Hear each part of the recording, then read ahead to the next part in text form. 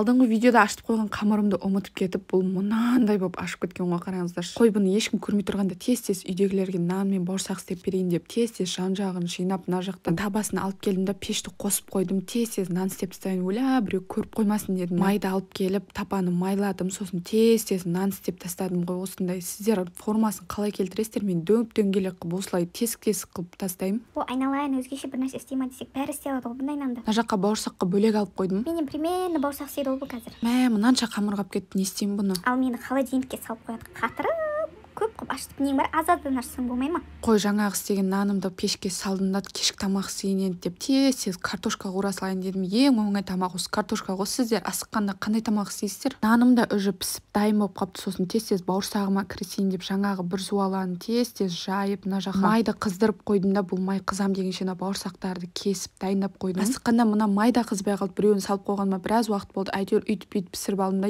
қалғандарын салдым. Мен табам постоянно айтасыздар ғой, не Машанікі ма деп. Я Машанікі әлі дәу тапа алған жоқпыз дедім да, бауырсақтарын осылай пончик қылып пісіріп алдым. Томпақ-томпақ қылып пісіппіз ғой біз. Жаңағы нанның шет-шетінен уже үзіп жеп жатыр. Уже басталды басынан соңынан жеу.